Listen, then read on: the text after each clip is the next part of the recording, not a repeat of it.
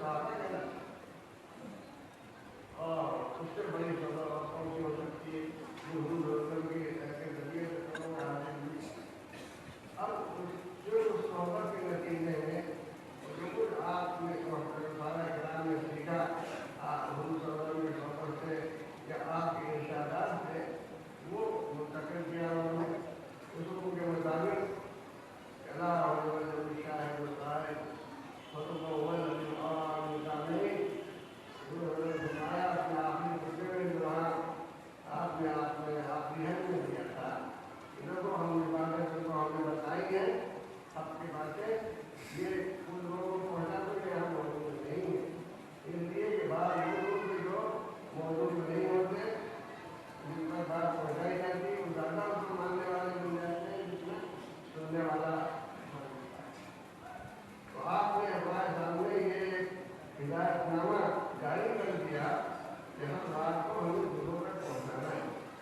चुनाचे साहब इकराम ने सामने किया, साहब इकराम के सामने आपने बतेंगे, साहब इकराम ने जो कुछ उन्होंने करते देखा था, जो कुछ सीखा था, वो आगे बढ़ाया, आने वाली नस्ल को दिया, आने नस्ल वाले ने अगली नस्ल को दिया। इतना हमको ये दीन पहुँचा, ये दीन हमको अपने किससे मिला? साहब इकराम के नसीब से मिला। वो हमारे ऐसे मौके हैं कि गुरु रमन को पता करने के बाद उसका बाद मौजूद के वो हो नहीं सकता। ये हक और दीन हमको जो मिला है ये साहब इकराम के जरिए में मिला। उन्होंने जो पहुँचाया वो हमको मिला। इसीलिए आप देखेंगे कि अभी सिंह पढ़ा जी शादी के जरिए से हमको हमको शादी के जरिए तो एक हमारा ऐसे उस्ताद है, इतना बड़ा उस्ताद ईमान वाला है। हमारे पहले अदालत जो है ईमान के उनसे हमको मिला है। तो सारे ग्राम के चेहरा को सामने रखना चाहिए और उसकी नकल करनी चाहिए, उसको आगे बढ़ाना चाहिए। इसलिए सारे ग्राम ने आगे बढ़ाया, सारे ग्राम ने तालीम को बताया, तालीम ने सफा तालीम को बताया, वो फिर चला चला गुरु जरिए से उलमा के जरिए से एक नस्ल दूसरी नस्ल को पहुँचा दिया, साथ ही नस्ल आने वाली नस्ल को पहुँचाया। इस तरह नस्ल ब नस्ल हमको ये दीन मिला है, हम तक जब पहुँचाए तब पहुँचाए। और एक इस्लाम की एक बड़ी खूबी ये है, किसी दीन में जब आपके बाद नहीं होगी, हर दीन जो है उसमें आकाम मिलेंगे या वाक़यात मिलेंगे। और ये दीन जो है ये असल सोबत शायद हुआ है, हम हद तक और कर सकता है उसको कितनी चीज़ें सोबत से हासिल हुई, जिन लोगों के साथ वो रहा है, उनसे मिलता रहा है, उनके साथ वक्त गुजारा है, उनसे सीखा है। और ये बात सीखने की ऐसी है, कुरान में आता है जब कुफार वहाँ अज़ाब में मुब्तला किए जाएंगे तो कहेगा काबिल कहा कि हमने खुदा को अपना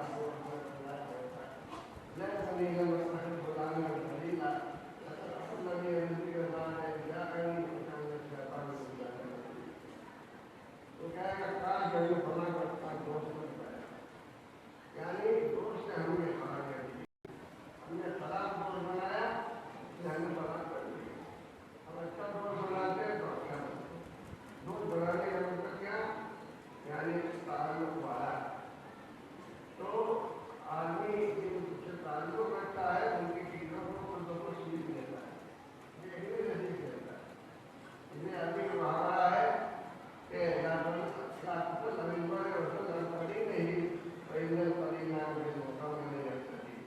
कि अगर किसी को मालूम करना चाहो तो वो कहता है कि क्या उसके क्या हालात है, क्या उसके अखलाक क्या कैफियत है, तो उससे न कुछ बल्कि ये मालूम करो उसके दो सवाल कौन है, कोई दो सवाल जैसे उसके दो सवाल होंगे वैसा वही होगा। तो सोहबत से बहुत हमें ये सोहबत से मिला, सारे काम से मिला है, सारे काम को सोहबत से, इसीलिए वो सहारा कर असाब रसूल कहना। तो हम इसको हमारे जहन में यहाँ निकल जाती है कि सारे काम का आपको कितना एहसान और जिसको साहबी जितना करीब रहा है हुजूर से उससे भी उसका फायदा आगे हुआ, उससे मिलने वाले उससे लोगों ने और ज़्यादा हासिल किया, उससे ज़्यादा जो ताल्लुक रहा है बिल्कुल वो आपसे बिल्कुल जुड़े बिल्कुल ऐसे जुड़े हुए थे कि राय में भी बहुत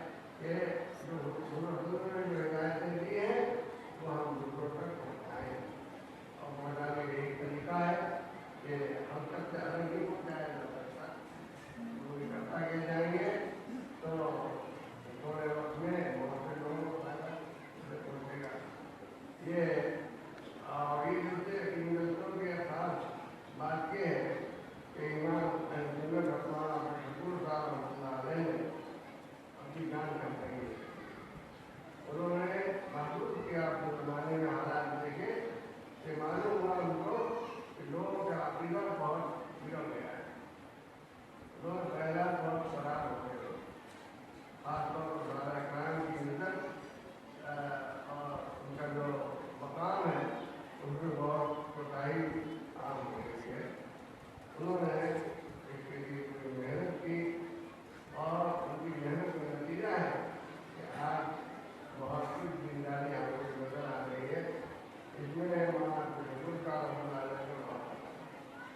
बहुत बड़े मोहसिन उन्होंने शहर को और राय बातिल से हटाकर राय पर डाला है और फिर उनके जो खिलाफ बाद में आने वाले हैं उनसे सीखने वाले हैं उन्होंने इस काम का उल्लेख किया। ये सिलसिला कायम करना चाहिए और इस तरीके से हमको हक बातें मालूम होती रहेंगी और उन पर बातें मालूम होंगी तो हमें अमल करने में आसानी होगी और हमारी जिंदगी ईमानी जिंदगी बनेगी।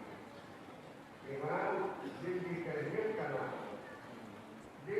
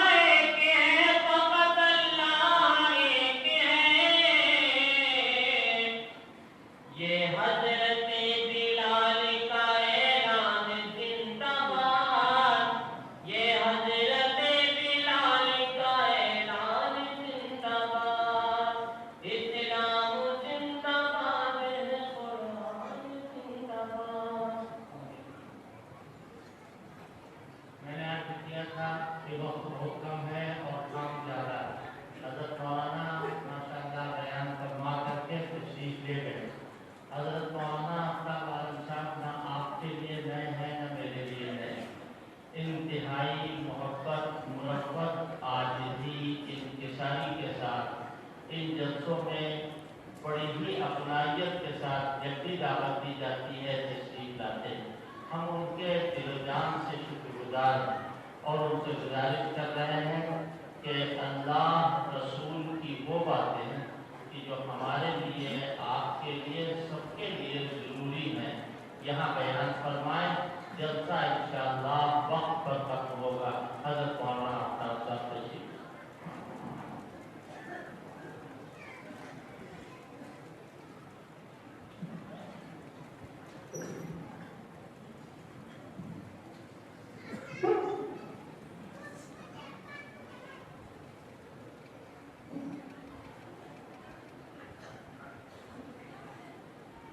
أعوذ بالله من الشيطان الرجيم. بسم الله الرحمن الرحيم. الحمد لله رب العالمين، والصلاة والسلام على رسوله الكريم محمد وآله وصحبه أجمعين. أما بعد، قال الله عز وجل: أعوذ بالله من الشيطان الرجيم. لن تنالوا البر حتى تنفقوا مما تحبون وما تنفقوا من شيء فإن الله به عليم. وقال الله تبارك وتعالى: ولا تحسبن الذين قتلوا في سبيل الله أمواتا بل أحياء عند ربهم يرزقون. وقال الله تبارك وتعالى: آمنوا كما آمن الناس. وقال الله تبارك وتعالى: رضي الله عنهم ورضوا عنه. صدق اللہ العظیم.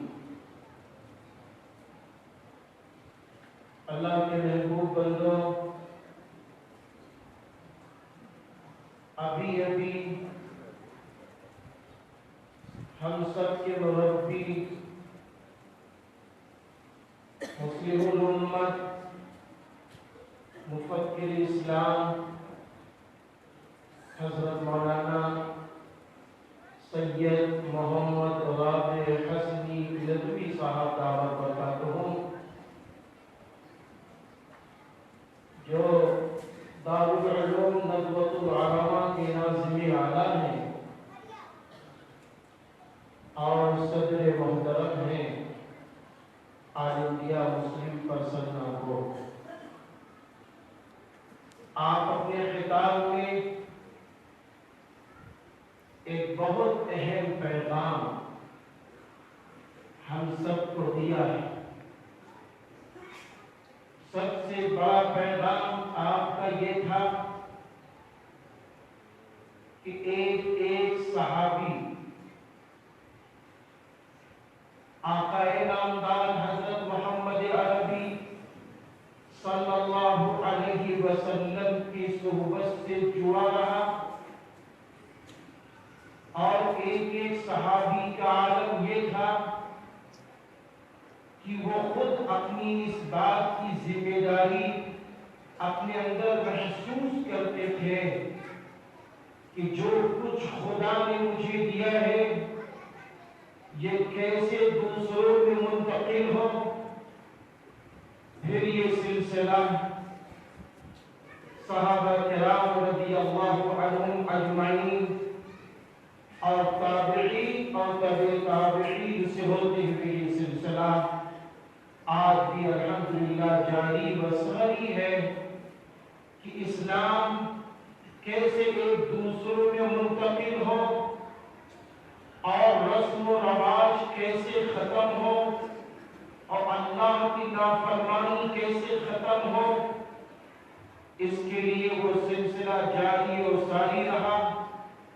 پھر حضرت والا نے یہ بات بھی فرمائی کہ اسی سلسلے کی ایک کڑی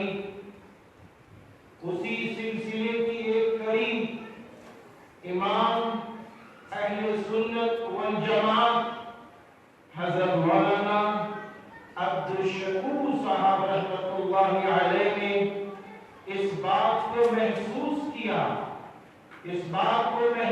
کیا کہ آج کا وہ مسلمان جس مقصد کے لیے اس کو خدا نے مسلم کے گھر میں پیدا کیا تھا، جس کام کے لیے خدا نے اس کو مسلم گھر میں پیدا کیا تھا، آج وہ مسلمان اپنے مقصد سے ہٹ رہا ہے، اپنے عقیدے سے ہٹ رہا ہے اور صراط مستقیم سے ہٹ رہا ہے۔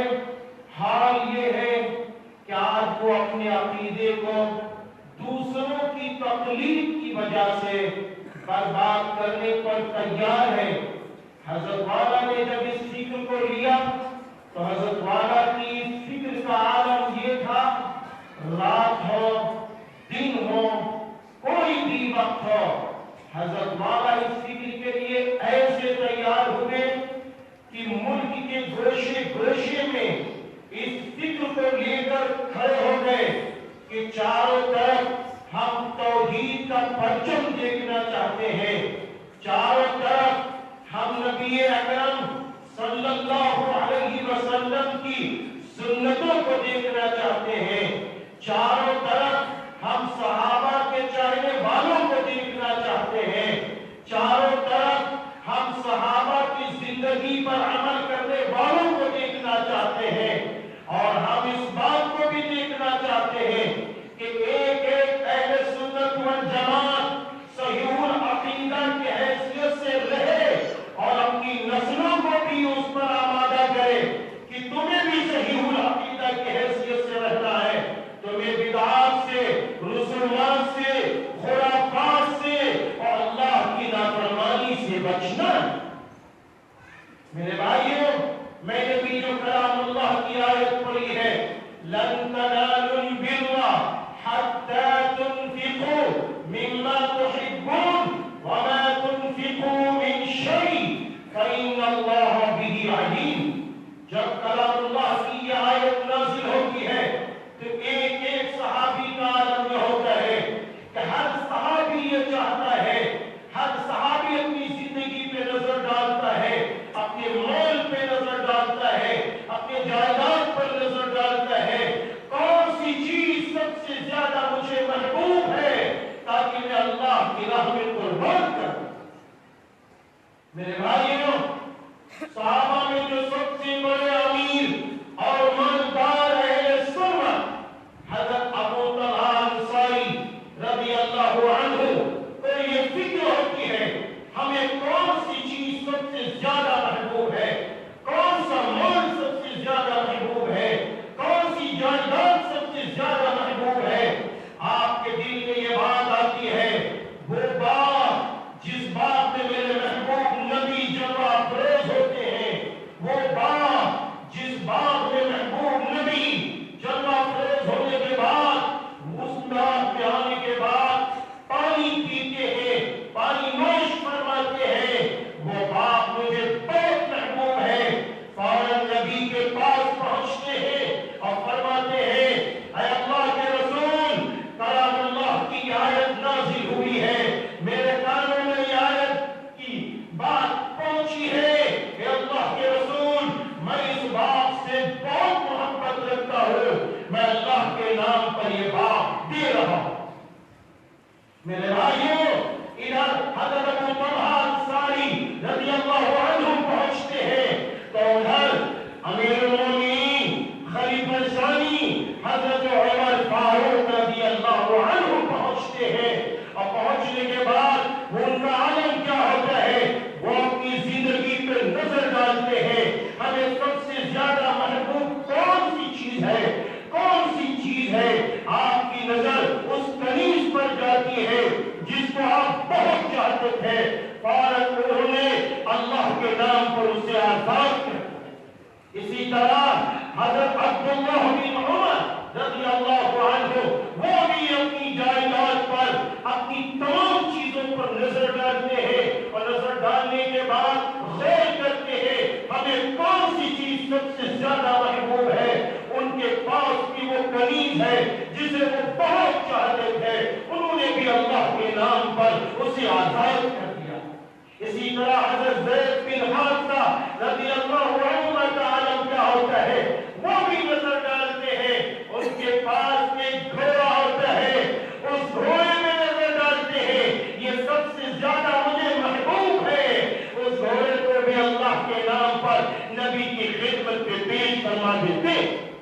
اے بھائیو مسلمانوں, اس سے بھی اگر اور آگے جاتے ہیں تو ایک ایک صحابی پر جب نظر ڈالتے ہیں تو ایک ایک صحابی جس کے سامنے کلام اللہ کی یہ آیت آتی ہے فوراً صحابی رسول اس پر تیار ہو جاتے ہیں کہ کون سی چیز کو میں اللہ کے حضور پیش کر دوں تاکہ میرا اللہ مجھ سے راضی ہو جائے.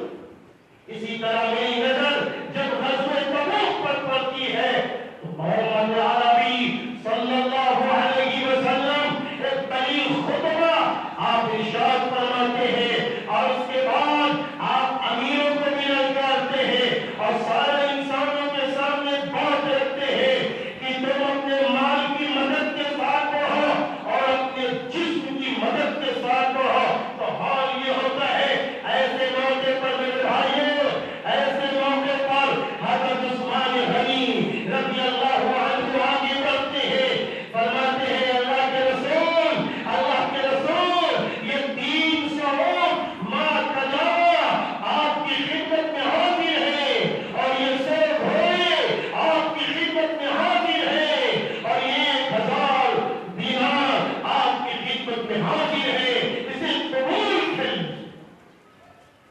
میرے بھائیوں, ایسے موقع پر میرے محبوب نبی فوراً ان خدمت کو دیکھ کر محبوب نبی کی زبان مبارک پر یوں آتا ہے, اے اللہ تو عثمان سے راضی ہو جا, میں عثمان سے راضی. اسی طرح حضرت ابو بکر صدیق رضی اللہ عنہ, اور حضرت ابو بکر صدیق رضی اللہ عنہ, ذرا غور کرو, وہی حضرت ابو بکر صدیق رضی اللہ عنہ جو پیغمبروں کے علاوہ سارے کے سارے لوگوں میں سب سے افضل ہے. اور حضرت ابو بکر صدیق رضی اللہ عنہ, نبی فرما رہے ہیں ابو بکر وہی ہے جن کے لیے جنت کے سارے دروازے آواز دیں گے قیامت کے روز کہ ابو بکر تم میری طرف سے آ جاؤ, ابو بکر تم میری طرف سے آ جاؤ.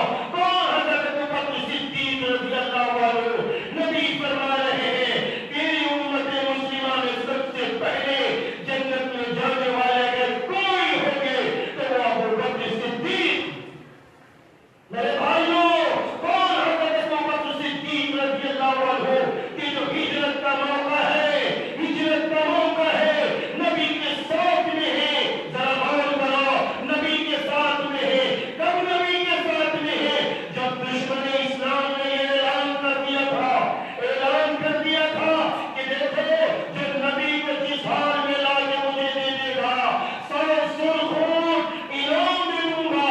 ایسے موقع پر آپ صلی اللہ علیہ وسلم کی قربت میں کون ہے, آپ کے ساتھ میں کون ہے؟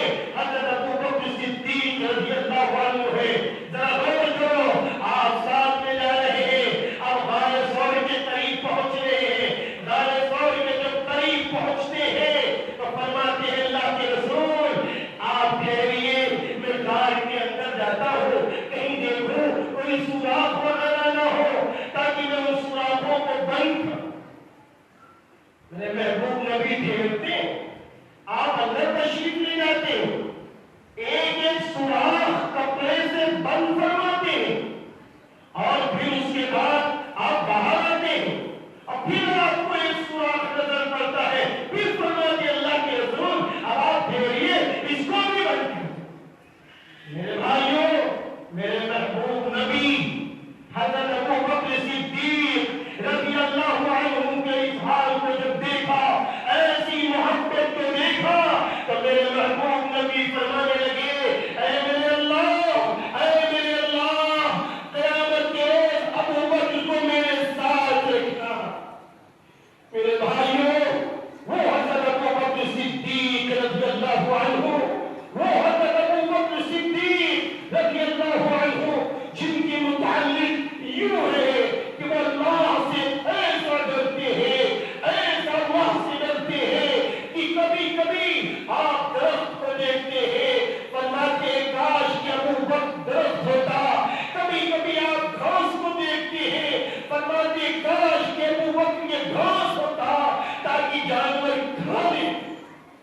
میرے بھائیوں، حضرت ابوبکر صدیق رضی اللہ عنہ کون ہے؟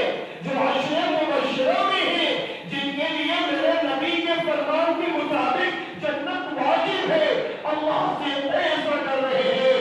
وہی حضرت ابوبکر صدیق رضی اللہ عنہ غزوہ تبوک کے موقع پر اپنا مال، اپنی جائیداد وہ لے کے نبی کی خدمت میں حاضر ہوتے ہیں۔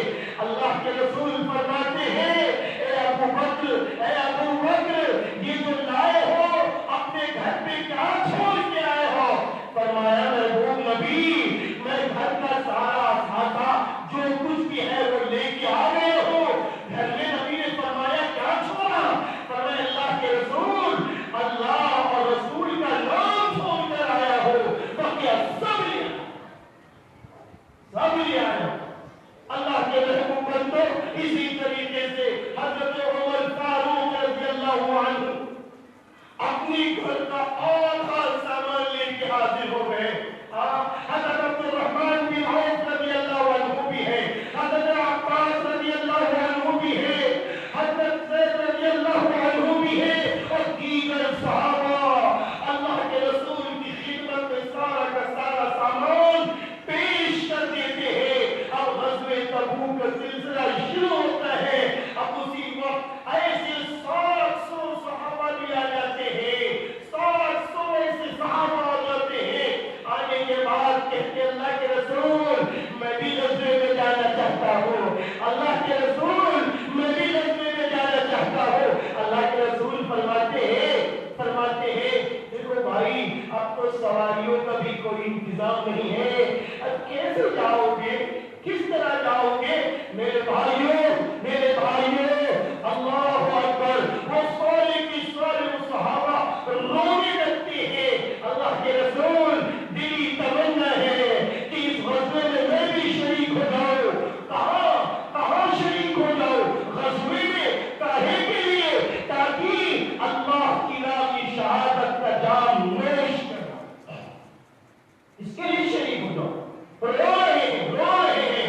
اللہ نے کلام اللہ کی آیت القرآن، ذرا غور کرو میرے بھائیوں، اللہ کے محبوب بندوں کی شہادت ایسی عظیم الشان نعمت ہے، ایسی عظیم الشان نعمت ہے کہ یہ نعمت ہر شخص کو نصیب نہیں ہوتی، ہر شخص کو نصیب نہیں ہوتی، ہر شخص کو نصیب نہیں ہوتی۔ اور شہادت پانے والے ایک صحابی کا عالم یہ ہوتا تھا کہ جب تک جان میں جان ہے، جب تک جان میں جان ہے، میری جان کے ذریعے سے، میرے ہاتھوں کے ذریعے سے، میرے پورے جسم کے ذریعے سے محبوب نبی کے لیے جو کچھ قربانی دے سکتا ہوں دے دو، اسلام کے جھنڈے کو بلند کر سکتا ہوں بلند کر دو، نبی کا ایک ایک فرمان زندہ کر لو، اور آخر میں یہ کہہ کے دنیا سے رخصت ہوتے تھے کہ اے انسان، اگر جیتے جی تمہاری زندگی میں اگر محبوب نبی کو کوئی تکلیف پہنچ گئی تو قیامت کے دن کوئی جواب نہ بنے،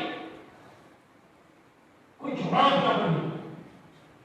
اللہ کے نیک بندو، ذرا غور کرو، وہ شہداء جو فضیلت والے ہیں، وہ شہداء اسلام جو فضیلت کے مالک ہیں، آج ان شہداء اسلام کا جب ذکر ہوتا ہے یا ان کا وہ مجمع ہوتا ہے تو کوئی غموں کی طرف بڑھتا ہے، کوئی علم کی طرف بڑھتا ہے، کوئی ماتم کی طرف بڑھتا ہے، کوئی کہنے والا کہتا ہے ارے یہ محرم الحرام کا جو مہینہ ہے، غم کا مہینہ ہے، اس میں شادیاں نہ کرو، یہ غم کا مہینہ ہے، اس میں اچھے کام نہ کرو۔ اے اللہ کے نیک بندوں، محرم الحرام کا مہینہ محترم مہینہ ہے، اللہ والا مہینہ ہے، برکتوں والا مہینہ ہے، حرمت والا مہینہ ہے۔ ایک شہید کے مطابق ذرا غور کرو کہ غم کب ہوتا ہے؟ ہم تو جو کہتے ہیں کہ کوئی اپنے مقصد میں ناکام ہو جائے یا کوئی مردہ ہو تو انسان غم کرتا ہے، شہداء تو زندہ ہے۔ غزوہ احد کے موقع پر رسول اللہ صلی اللہ علیہ وسلم نے ارشاد فرمایا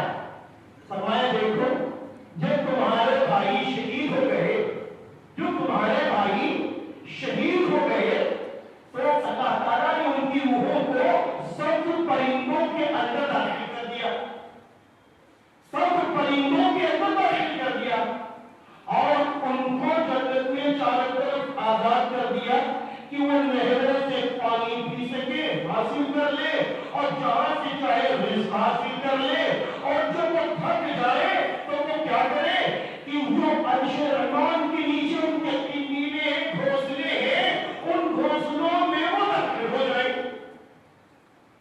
جب وہ اللہ کا یہ انعام ان شہداء کی روحوں نے دیکھا تو فوراً انہوں نے کہا کہ یہ میرا کوئی انعام والا حال میرے ان بھائیوں کو جا کے بتا دے کہ جو میرے آنے کے بعد غم کر رہے رو رہے ہیں۔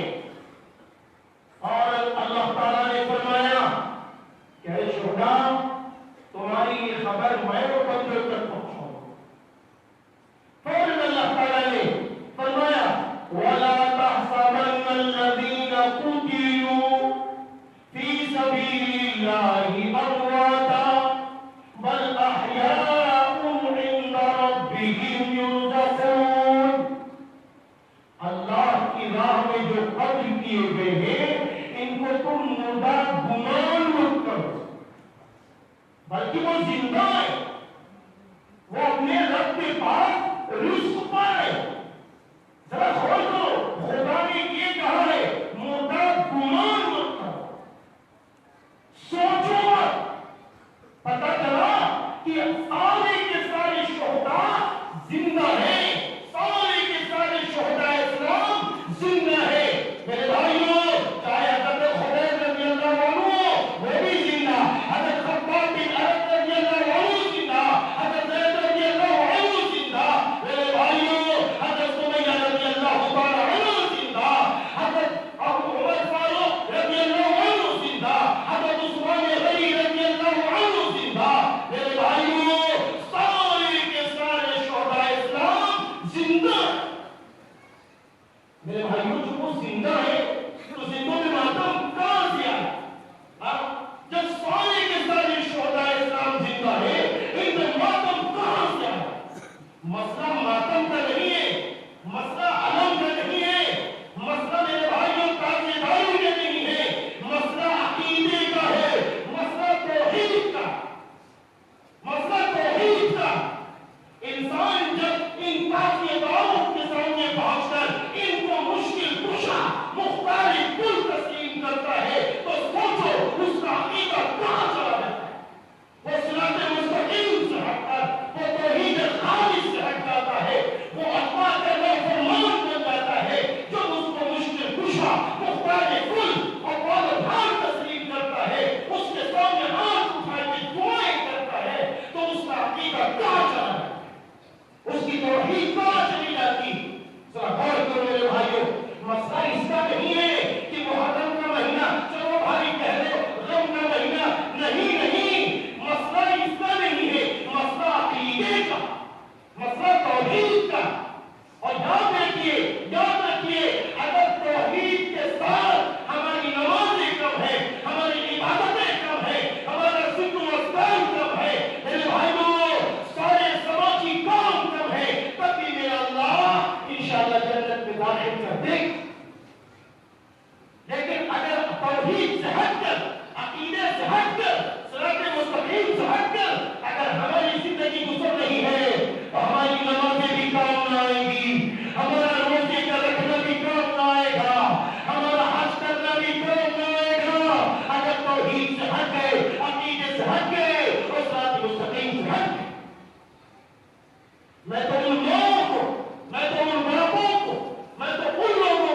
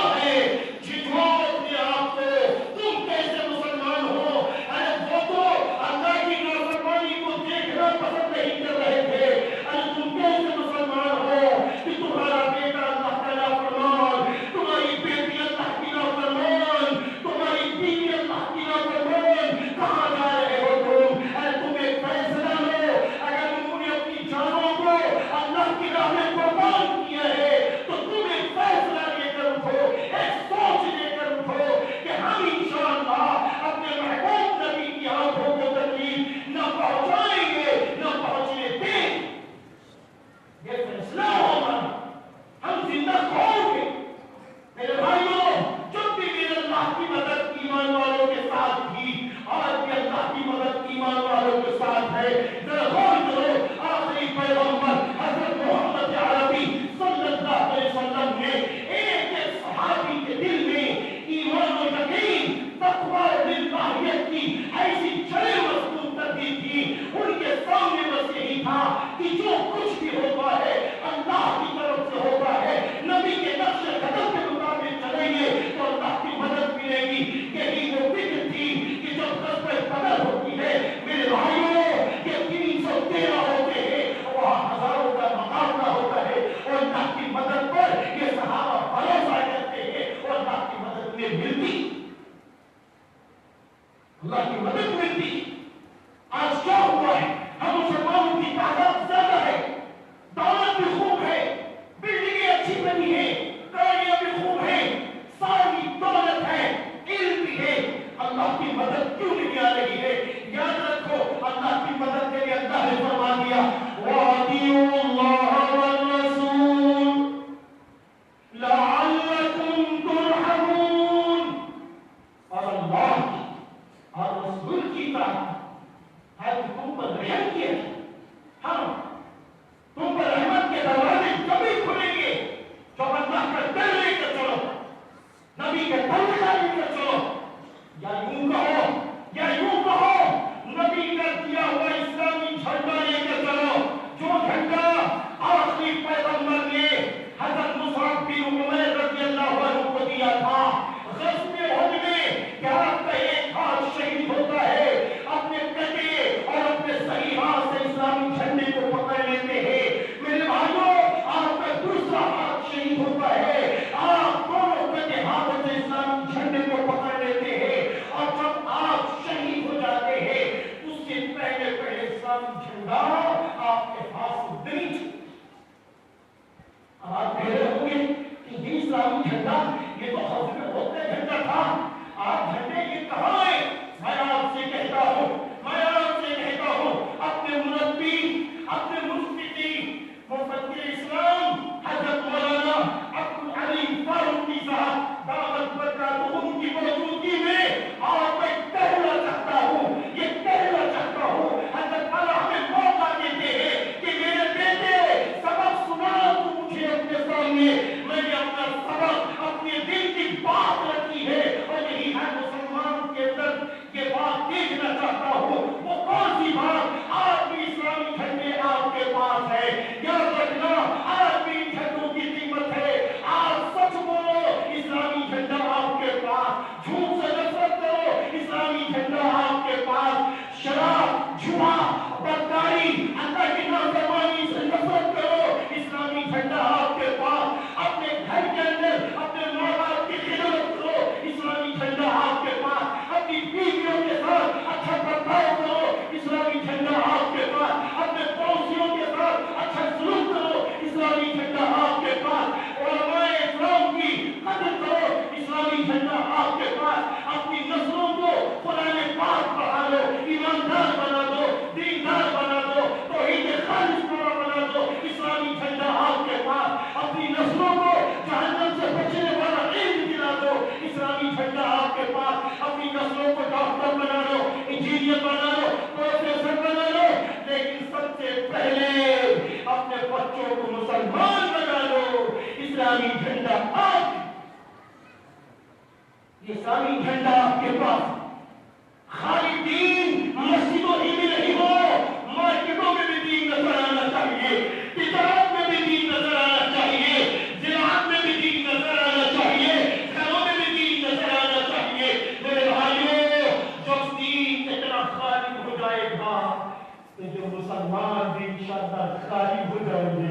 حضرت عمر فاروق رضی اللہ عنہ نے حضرت سعد بن وقاص رضی اللہ عنہ کو ایک وصیت نامہ لکھا تھا. ایک وصیت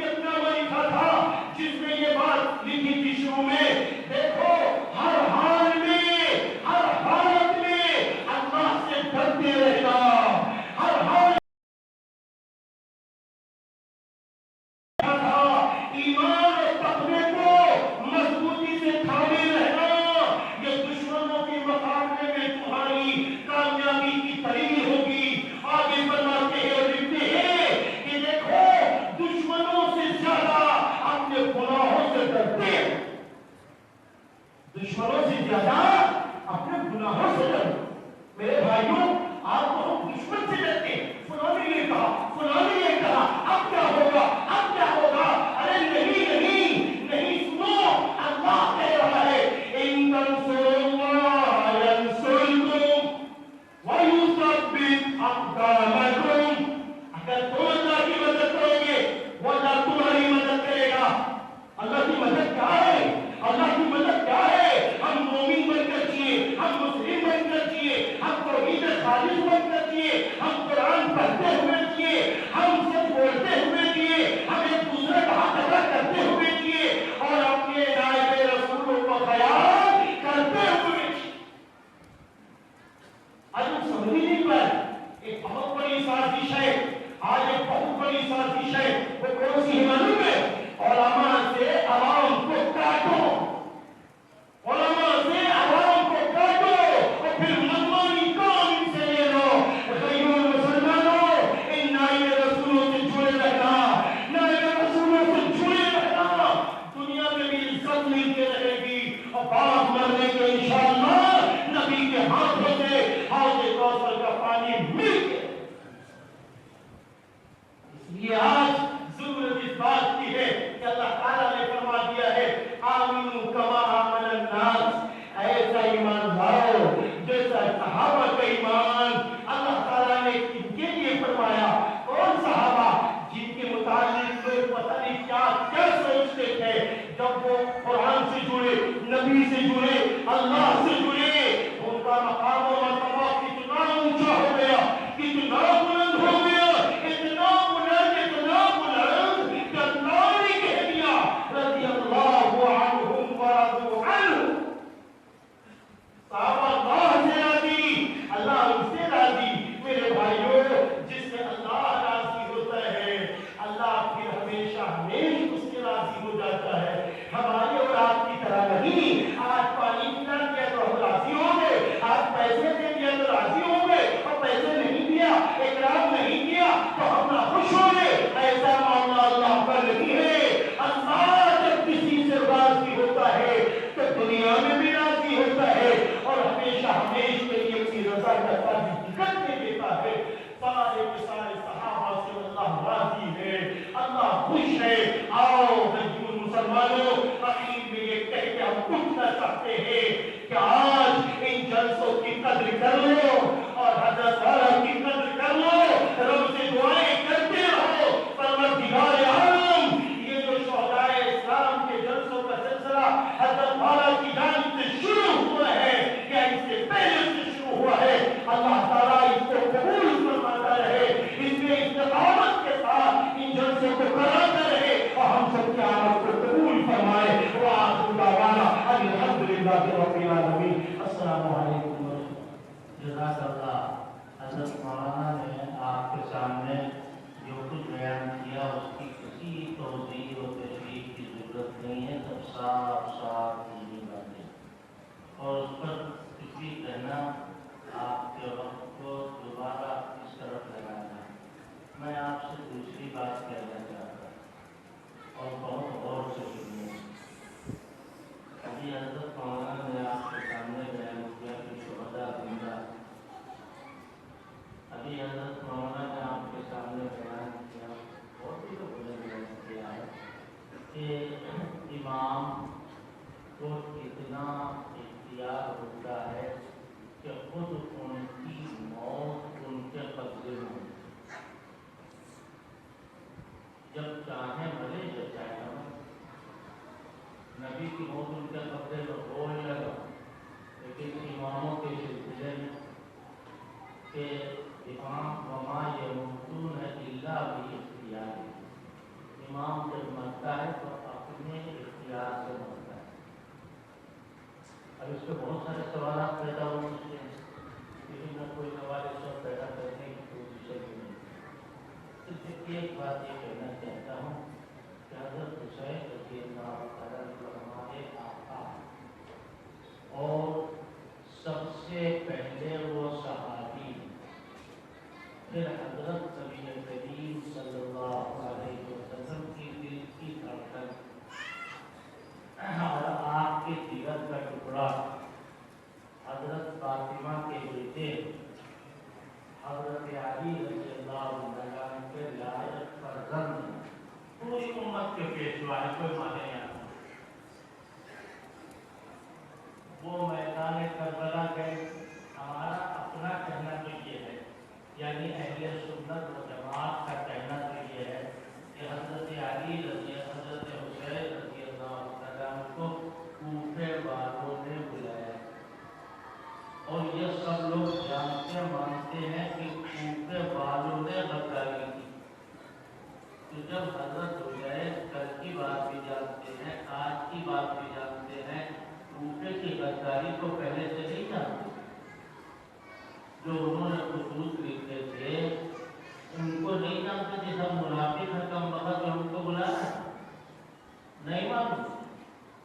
پھر حضرت حسین کی موت ان کے قبضے میں تھی یا نہیں تھی؟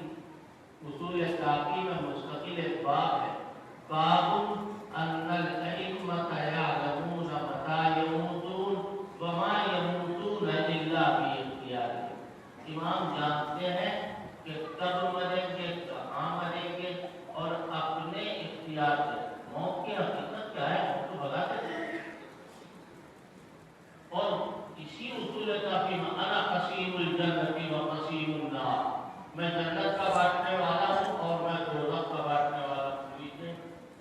سارے اختیارات آسمان کے، زمین کے، قیامت کے دن کے بعد پھر کیوں گئے؟ اس کا کوئی جواب ہے دنیا میں یہاں سے لے کے ایران تھا؟ کوئی جواب دے سکتا ہے اس کا؟ اور اتنا آ گئے نا اتنی مصیبت، اختیار سے ان کا انتقال کا آپ کے حساب ہمارے اختیار سے ہوتے گا مظلوم. جو علامہ ابن تیمیہ نے کہا وہی کہہ رہے ہیں کہ حضرت حسین رضی اللہ تعالیٰ کو ظلماً شہید کیا گیا. نہ یہاں کبھی یزید والی بحث نکالی جاتی ہے، نہ انشاءاللہ میری زندگی میں نکالی جائے. ہمیں یزید کے امام سے بحث نہیں ہے، حضرت حسین کے امام سے بحث. حضرت حسین ہمارے آقا، حضرت حسین سے ہمارا تعلق. یہ بات میں آپ کو سمجھانے کے لیے کہہ رہا ہوں کہ چلتے چلاتے یہ بات لے کے جاؤ. شوکت تھانوی ایک بزرگ تھے، شاعر تھے. وہ ایک مرتبہ اپنے ایک شیعہ دوست کے ساتھ مجلس میں گئے. وہاں مجلس جو ہو رہی تھی تو پھر آیا وقت رکا، اور رکائی جو ہے وہ رونے والے جو ایکسپرٹ ہیں رونے میں ٹرین، وہ آگے بیٹھے.